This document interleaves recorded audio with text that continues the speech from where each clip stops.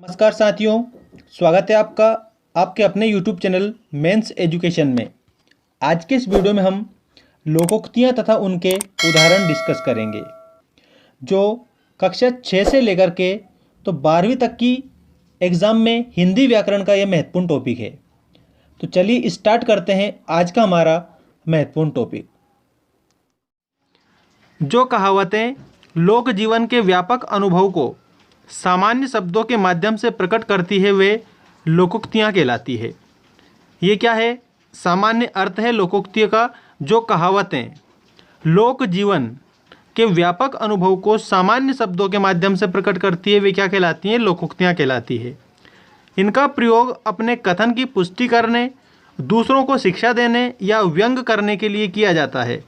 लोकोक्तियों का प्रयोग क्यों किया जाता है? तो आप उसमें बताएंगे कि लोकोक्तियों का प्रयोग अपने कथन की पुष्टि करने के लिए, दूसरों को शिक्षा देने या व्यंग करने के लिए किया जाता है। इसके बाद में आता है लोकोक्ति की परिभाषा। परिभाषा देखें, ऐसा कथन अथवा उक्ति जो अपने विशिष्ट अर्थ के आधार पर संक्षेप में ही सच्चाई को प्रकट कर सके, लोकोक्ति कहलाती है। परिभाषा में आपको विशेष रूप से ये गौर करना है कि ऐसा कथन अथवा उक्ति जो अपने विशिष्ट अर्थ के आधार पर, किस अर्थ के आधार पर? अपने विशिष्ट अर्थ के आधार पर संक्षेप में ही, मतलब थोड़े में ही, सच्चाई को प्रकट कर सके, वो क्या कहलाती है? लोकोक्ति कहलाती है। जैसे आइए कुछ लोकोक्तियाँ, उनके अर्थ वाक्य प्रयोग सहित पढ़ते हैं। सबसे पहली लोकोक्ति, अब पछताए होत क्या जब चिड़िया चुग गई खेत।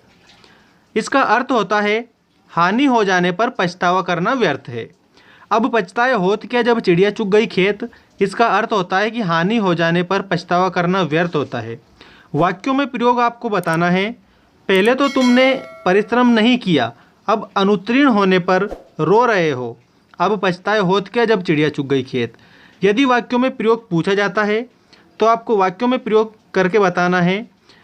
एक उसका अर्थ पूछा जाता है, जैसे मान लीजिए आ गया अब पछताए होत के जब चिड़िया चुग गई खेत।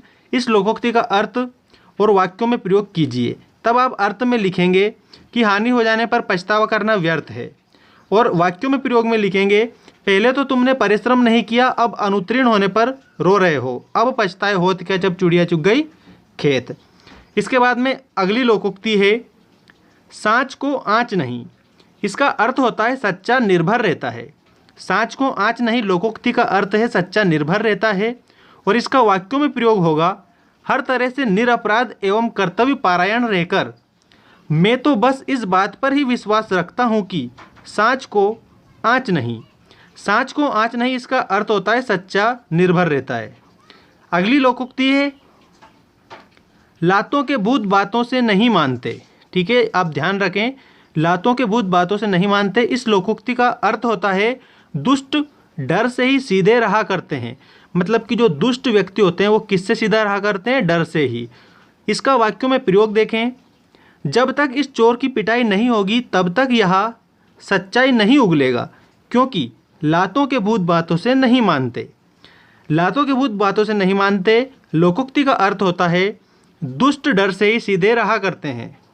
अगली लोकोक्ति है हमारी, आम के आम गुठलियों के दाम।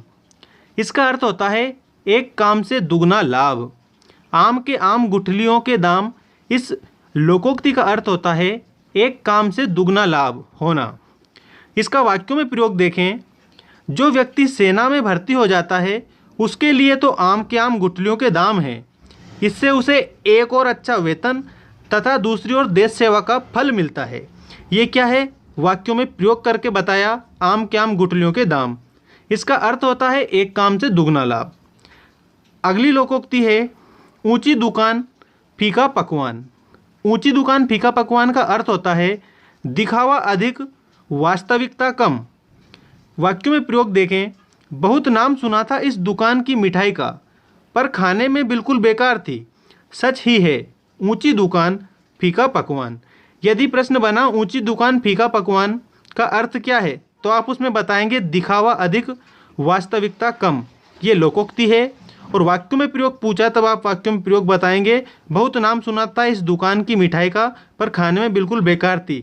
सच ही है, ऊंची दुकान फीका पकवान। अगली लोकोक्ति है, जो गरजते हैं वो बरसते नहीं। इसका अर्थ होता है ज़्यादा बोलने वाले काम नहीं किया करते, मतलब कि जो ज़्यादा बोलते हैं वो काम नहीं किया करते, जो गरजते हैं वो बरसते नहीं। वाक्यों में प्रयोग देखें, तुम्हें उसकी धमकियों से डरने की ज़रूरत नहीं है, क्योंकि जो गरजते हैं वो बरसते नहीं। ये इसका वाक्यों में प्रयोग होगा।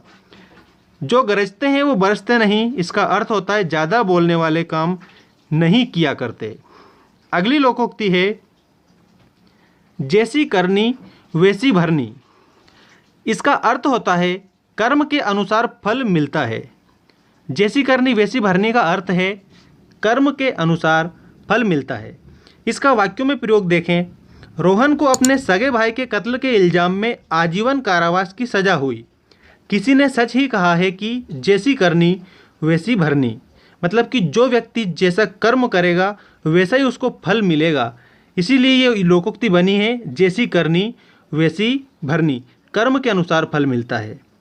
अगली लोकोक्ति है, बंदर क्या जाने अदरक का स्वाद। लोकोक्ति क्या है, बंदर क्या जाने अदरक का स्वाद।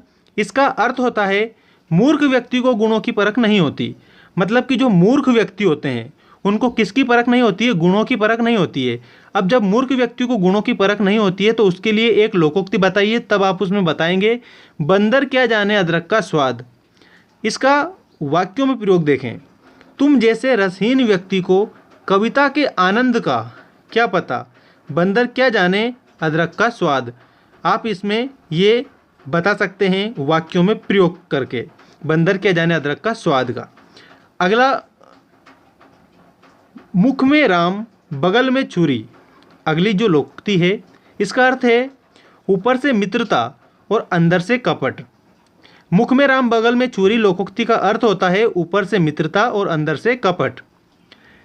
इसका वाक्यों में प्रयोग देखें, ये पुजारी मंदिर के निर्माण के नाम पर गांव के भोले भाले लोगों से पैसे इकट्ठा करके अपने घर की मरम्मत करवा रहा है। गांव के लोग ये नहीं जानते कि उसके मुंह में राम बगल में छुरी है। कहने का अर्थ ये है कि मुख में राम बगल में छुरी, इसका अर्थ होता है ऊपर से मित्रता अंदर से कपट। नेक्स्ट है, नेकी कर कुएं में डाल। इस लोकोक्ति का अर्थ होता है उपकार करके भूल जाना चाहिए, उपकार करके भूल जाना चाहिए।